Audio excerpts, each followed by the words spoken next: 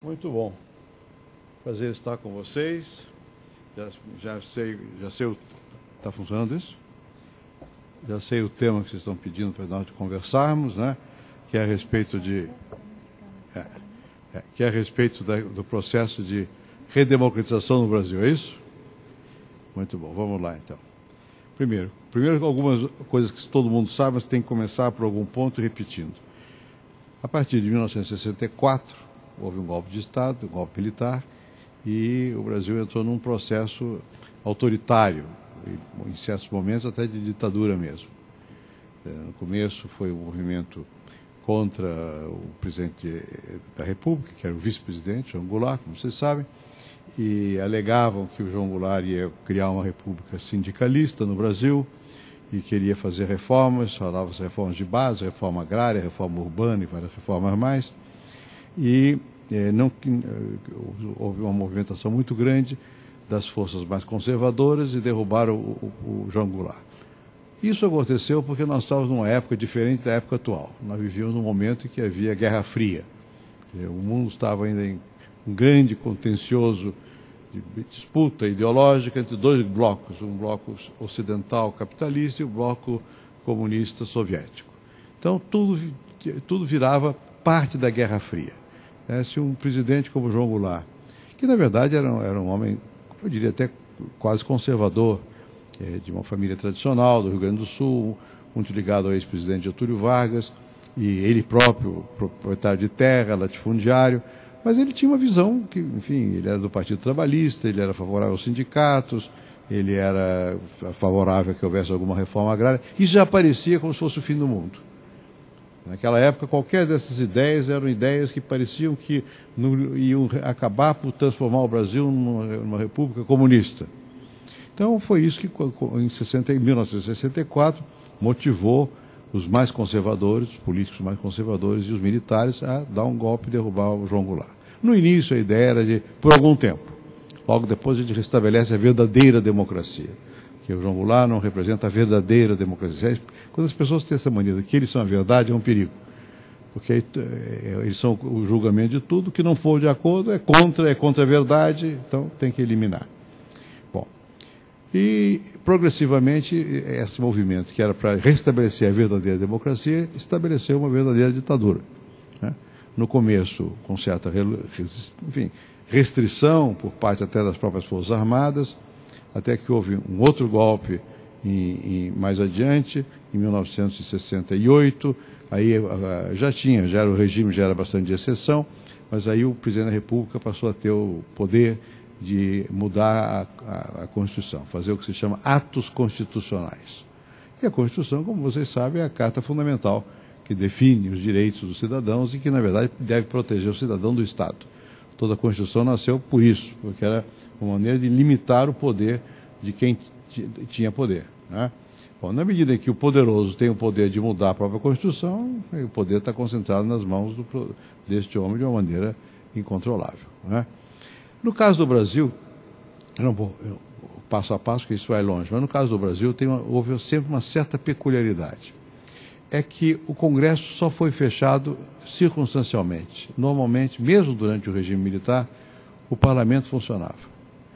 E isso é uma coisa que pode parecer que não tem importância, mas tem alguma, porque sempre ali havia uma válvula para as pessoas se manifestarem, sempre houve alguma. E depois do golpe de 68, o governo militar impôs a existência só de dois partidos. O partido que sustentava o governo, chamava-se Arena, e o partido Aliança Renovadora Nacional, então, Arena. E o partido que estava na oposição, chamava Movimento Democrático Brasileiro. Na época se dizia que um era o partido do sim e o outro era do sim, senhor, porque nenhum dos dois tinha realmente condição de enfrentar o poder. Isso com um pouco de maldade, porque o MDB, que era o Movimento Democrático Brasileiro, sempre teve, pelo menos, setores dele que tinham uma certa vontade de mudar as coisas. Mas se dizia que era mais ou menos a mesma coisa e tal. E isso foi em 1968, quando foi esse novo golpe institucional. No ato institucional número 2, o segundo ato, depois do primeiro, que foi em 64. Bem, houve uma outra peculiaridade no caso do regime autoritário brasileiro. Não só, em geral, o parlamento esteve aberto, foi fechado em alguns momentos, mas por semanas, nunca foi fechado. Houve também o fato de que se formalmente havia uma substituição de quem mandava, ou seja, havia uma eleição indireta do presidente da República. Quer dizer, o presidente da República era votado no Congresso, mas ele era indicado pelo alto comando das Forças Armadas. Então você vê como é uma coisa complexa. Na Argentina, por exemplo, não tem nada disso. As Forças Armadas ocupavam o poder e acabou. Fecha o Congresso e não tem nada, o comandante das Forças Armadas é o comandante do país. Aqui não. Aqui havia uma espécie de ficção democrática em que o parlamento funcionava e que você tinha, entre aspas, a eleição do presidente, a escolha do presidente que tinha que passar pelo voto do parlamento. E havia candidatos de oposição que perdiam necessariamente, porque não tinha maioria, etc, etc. Bom, é claro que um outro aspecto muito importante num regime democrático, que é a liberdade de imprensa, aqui não havia. Quer dizer, a imprensa estava, todo dia saíam os jornais, mas havia os censores. E havia matérias que não podiam ser publicadas, ou se publicassem, eles penalizavam quem publicava, etc, etc. Isso durou muito tempo. A partir de 68, 69, certos setores políticos, sobretudo os mais jovens, começaram a se manifestar e a fazer protestos contra o regime militar. Bom, sobretudo em 68, vocês se lembram, que não se lembram.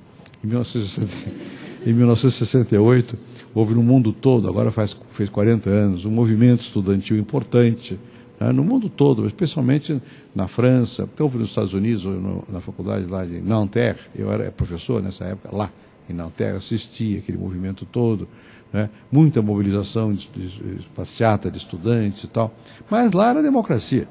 Então os estudantes iam para a rua, protestavam e tal, a polícia também não deixava, mas os estudantes jogavam pedra na polícia, a polícia jogava balas de borracha ou de gás lacrimogêneo, mas ninguém morreu nos movimentos todos e tal e coisa. E aqui não, aqui os estudantes começaram a protestar também.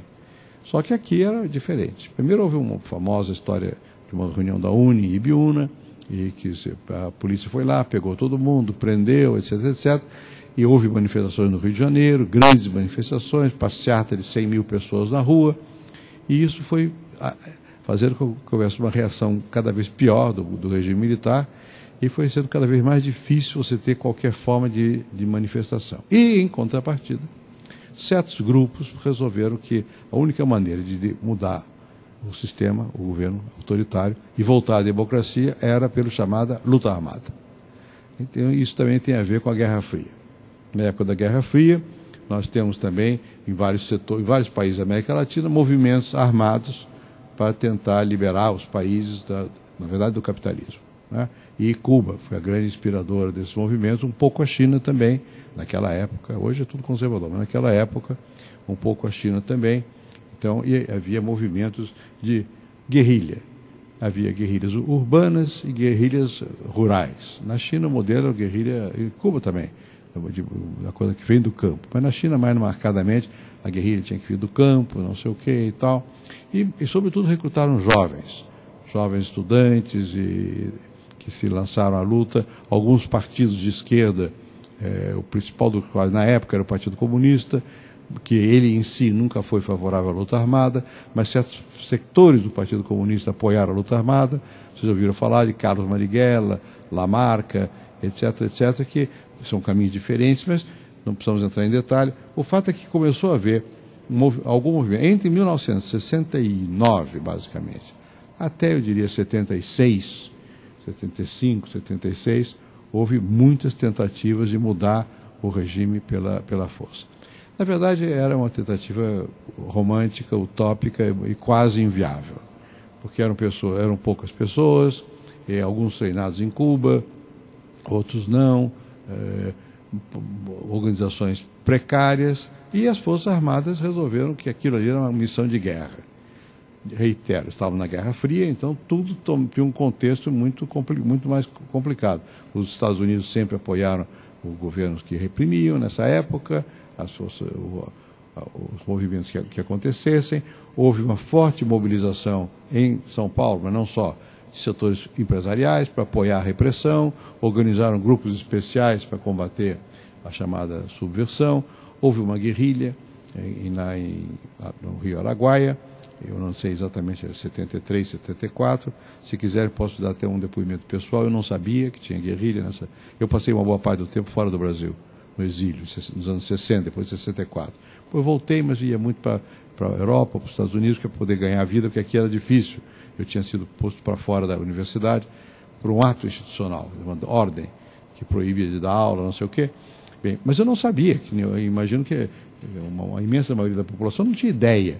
E eu fui fazer uma pesquisa, publiquei um livro, está publicado há muitos anos, aí, sobre a ocupação da Amazônia, e fiquei numa fazenda, lá na Amazônia, no Pará, e houve um jantar e veio uma freira e um bispo, e aí que eu soube, porque no jantar começaram a falar, e aliás eles estavam entusiasmados com uma guerrilheira, não me lembro, Dilma, Thelma, não me lembro, um nome assim, não é Dilma não, é outro nome, uma coisa assim, e que aí que eu soube que naquela região estava havendo guerrilha. Então você vê o romantismo da coisa. E o exército se meteu para lutar contra a guerrilha, levou muito tempo para desfazer essa tal guerrilha, né? E o governo estava achando que havia uma forte oposição armada e os pequenos grupos armados estavam achando que a população os estava apoiando. Era um jogo de desencontro bastante grande, né? E que custou muito, muitas vidas, muita tortura, muita repressão, né? E, ao mesmo tempo, isso também foi minando, de certa maneira, a continuidade do governo, porque houve movimentos internacionais, até mesmo nos Estados Unidos, nessa altura, não me lembro exatamente quando, acho que foi em 77, o presidente dos Estados Unidos, Jimmy Carter, veio ao Brasil, e ele era favorável aos direitos humanos, procurou falar com alguns líderes de oposição, existia um movimento internacional pela democratização, havia processos semelhantes ao do Brasil na Argentina, no Uruguai, no Chile, por causa da mesmo processo geral, como chama, Guerra Fria, etc., etc., e havia um movimento internacional e tal. E aqui no Brasil começou a haver uma grande discussão sobre como é que se muda isso, como é que muda o regime que é autoritário, como é que passa a ser democrático.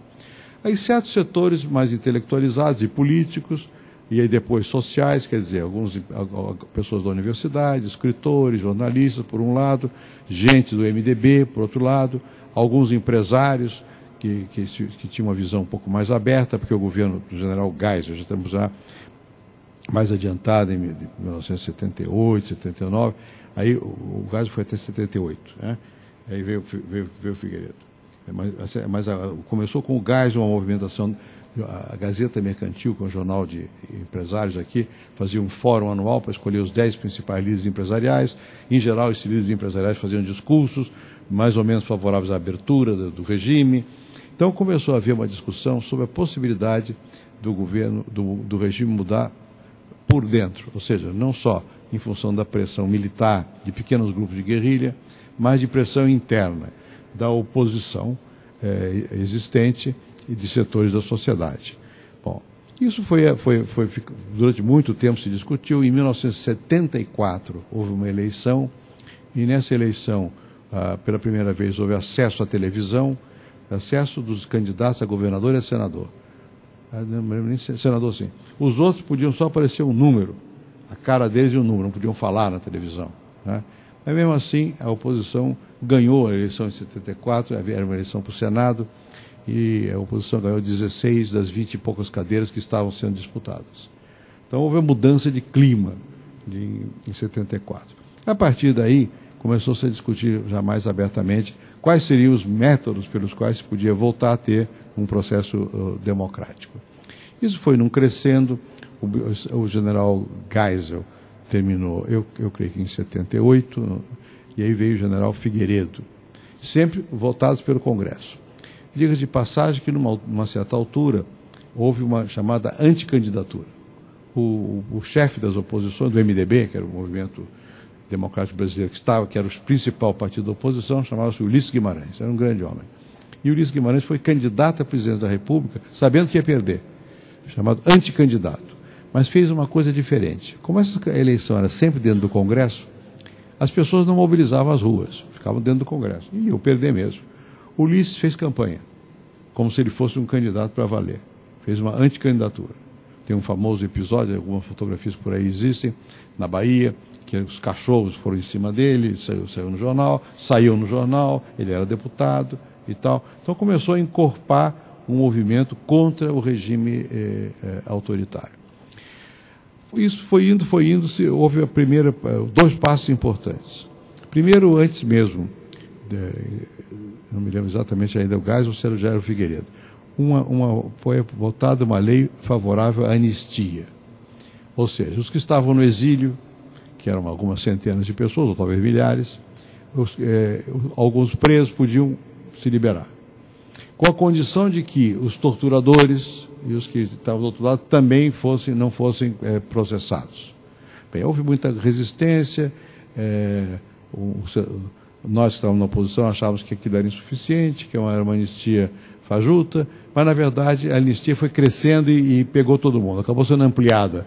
Pouco a pouco foi havendo anistia, os que estavam no exterior voltaram, começaram a haver greves, e o Lula começa a aparecer nesse momento, 77, 78, até 80, aqui em São Bernardo fazem-se greves, que é coisa que no regime isso não podia. A Justiça do Trabalho deu ganho de causa a uma das greves, enfim, começava a haver uma movimentação na sociedade.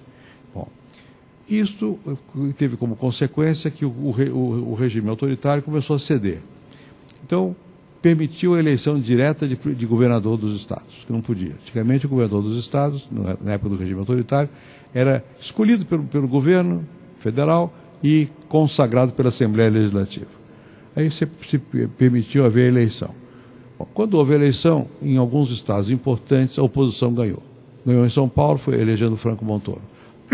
E ganhou em Minas Gerais, elegendo Tancredo Neves. E ganhou em outros lugares. Mas o importante era São Paulo e Minas. Então já se tinha algum ponto de apoio dentro do sistema de governo, gente que não estava alinhada com o pensamento autoritário, com o pensamento militar. Logo adiante, o governador de São Paulo, que era o Montoro, apoiou um movimento importante que foi a convocação do povo às ruas para pedir que houvesse eleição direta para presidente da República. Nesse meio tempo, já tinha havido um certo afrouxamento da censura. A censura já não... na imprensa. Né? Na televisão era muito forte ainda, mas na imprensa já era possível um pouco mais de oposição, as coisas apareciam. Quando foi resolvido a fazer essa campanha das apelas diretas, houve um primeiro comício no Paraná, que juntou gente lá e foi mais ou menos expressivo. Houve um segundo comício aqui na Praça Charles Miller, que é aquela do Pacaembu, e essa foi convocada pelo PT. O PT foi fundado em 1980. Né? Então, quando começou a afrouxar o sistema, foi possível criamos certos mecanismos pelos quais fosse possível haver outros partidos. Né? Bom, então, nessa Praça Charles Miller era uma coisa muito, muito sectária. Eu fui lá, mas todo mundo que não era do PT aqui era vaiado. Eu não fui vaiado porque eu anunciei a morte do Teotônio Vilela, que era o grande líder da anistia e tal, mas era difícil, naquele tempo as pessoas eram muito sectárias. Então, realmente o grande movimento que aconteceu foi na Praça da Sé, aqui em São Paulo, quando houve a campanha, o primeiro grande comício pelas diretas. Por que foi importante esse? Porque as televisões não estavam noticiando os comícios. E a pressão da população foi tão forte, a população agredia os carros das televisões, que as televisões, sobretudo a Globo, começaram a difundir. Então, quando foi convocado esse comício das diretas, já na Praça da Sé, eu era, acho que senador suplente, não me lembro, da oposição. E foi no dia 25 de janeiro, que é o aniversário da cidade de São Paulo e aniversário da fundação da Universidade de São Paulo. E eu fui com o governador Montoro para a universidade, porque lá havia uma comemoração. Quando nós estávamos lá, um deputado, não sei se era deputado nessa época, chamado José Gregório, depois foi meu ministro da Justiça, telefonou e disse: venham para cá porque tem uma enxurrada de gente e não sabe o que fazer. E a pessoa que animava o comício era o Osmar Santos, que era um grande speaker, locutor de futebol e tal, e ele era muito entusiasmado. E nós não tínhamos previsto aquela massa humana, então não tinha nem alto-falante para transmitir. Mas o povo não estava ali para ouvir nada, o povo estava ali para manifestar. Então foi muita gente mesmo, e isso foi pegando fogo no Brasil. Houve muitas movimentações, houve um maior ainda do que esse no Rio de Janeiro, depois houve um enorme aqui na Praça no Anhangabaú, não é? Bom, e isso foi abalando o sistema, o governo, e muita gente que tinha sido parte do golpe do regime militar passou a mudar de opinião. Alguns, por exemplo, o próprio Teotônio Vilela, que eu mencionei aqui, tinha sido senador da Arena, era senador da Arena, e virou para o outro lado, né? Um famoso senador por São Paulo, chamado Severo Gomes, foi eleito senador pelo MDB. Ele foi ministro do regime militar. Vários que tinham sido ministros passaram a apoiar uma abertura maior do sistema. A discussão passou a ser qual é o ritmo da abertura. O general Geisel, que foi um presidente militar forte, disse que a abertura tem que ser lenta, gradual e segura. E nós achávamos que devia ser o contrário, né? De ser rápida, brusca e não importava a segurança.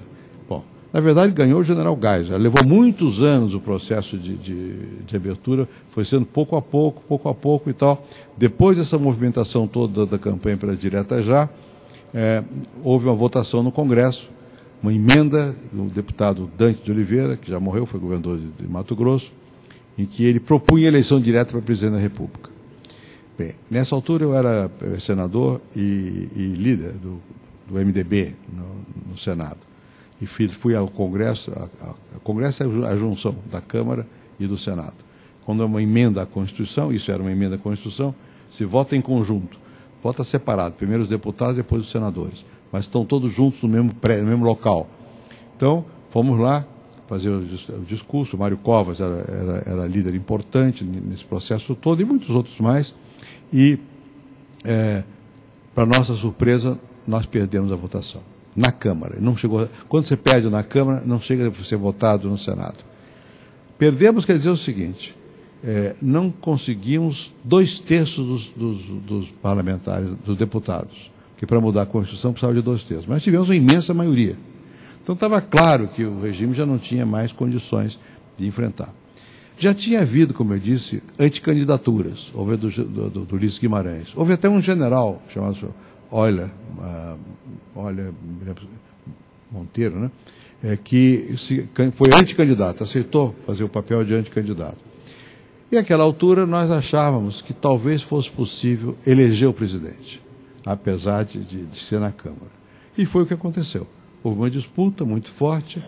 O candidato do Arena, do partido do governo, que tinha até mudado de nome para PDS, que vão mudando de nome, foi o Paulo Maluf.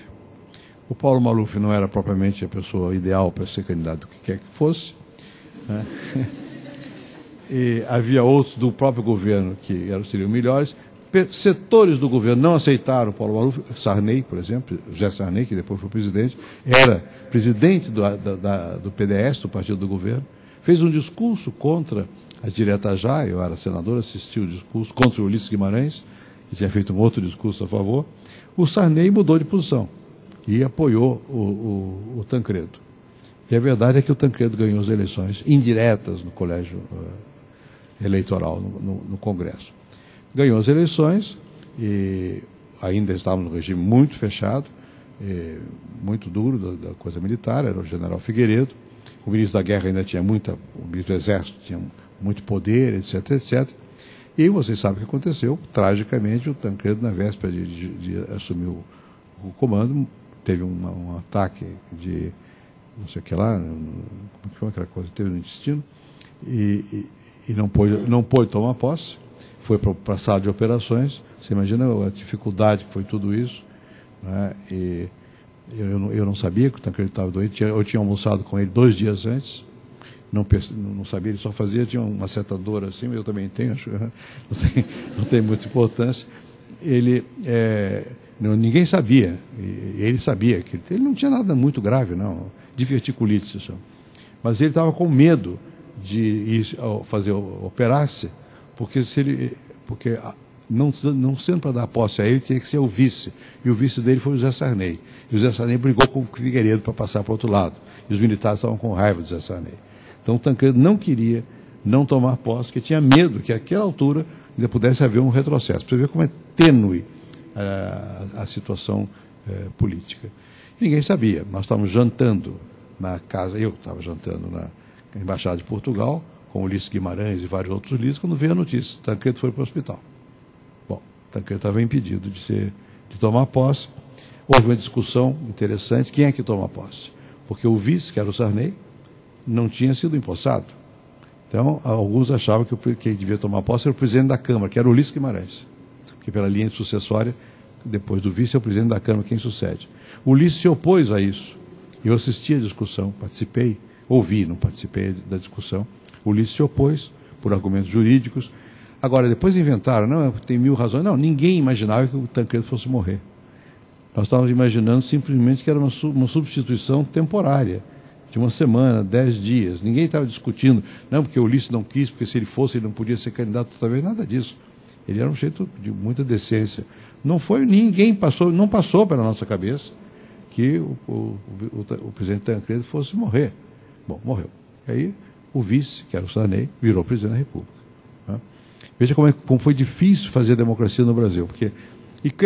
O Sarney teve o mérito, porque ele veio do outro lado, virou presidente e manteve a democracia, ampliou a democracia. Tolerou, foi indo, mas foi muito lento o processo de redemocratização. Há muitas maneiras de fazer redemocratização. A Argentina, basicamente, porque eles fizeram uma guerra com a Inglaterra e perderam. Aí houve uma desmoralização das Forças Armadas, uma coisa brusca. No Chile foi lentíssimo. Né? E no Chile foi preciso fazer um plebiscito, o Pinochet perdeu o plebiscito. Mesmo assim, o Pinochet ficou chefe das Forças Armadas pela Constituição, anos a fio. Né? Havia senadores que eram do Pinochet nomeados por ele, tinham que ficar lá. Enfim, há muitas maneiras de você passar de um regime, mas é sempre muito difícil. Melhor evitar que caia no regime autoritário, porque depois é uma noite escura e a luz não acende de repente. Vai acendendo uma vela, depois a outra, depois uma outra luzinha, afinal tem um holofote. Não é fácil. E basicamente, no nosso caso, foi um jogo complexo, porque, por isso eu mencionei que o parlamento não fechou. Porque o fato do parlamento continuar, o Congresso continuar aberto, e de ter que passar pelo Congresso, permitiu que o Congresso, no final, votasse contra alguém indicado pelo governo. Né? O que não estava nos planos, mas acabou virando, porque houve isso. Segunda coisa, sem que a imprensa tivesse tido um papel ativo, seria impossível também mobilizar a população. Terceiro, sem a mobilização da população, não ocorreria esse tipo de caminho democrático com que nós tomamos, como um caminho, digamos, que durou muito tempo, um processo lento. Quarto, quando a economia vai bem, todo mundo fecha os olhos a tudo. Então, enquanto a economia, nos anos do milagre, que foram são os piores anos da ditadura, foram os anos de 1970, o Brasil crescia 7%, 8% ao ano, até mais. Aí, o povo ia para o futebol, o general Médici, que foi uma época muito dura, ia para o futebol com o radinho dele, todo mundo achava era popular, a Arena ganhava na OABC, que a economia vai bem. Já quando essas mudanças ocorreram, foi depois de 2 choques de petróleo, etc, etc. Eu não estou dizendo que a economia decida, não é assim. Não estou dizendo que o parlamento aberto decida, ou que a imprensa livre decida, ou que a mobilização popular decide. Mas a política é um jogo muito complexo, e que esses vários fatores vão se conformando. E aí, num dado momento, pode haver um vetor. E sempre para ter esse vetor, também é preciso que haja alguma liderança que seja capaz de apontar um caminho.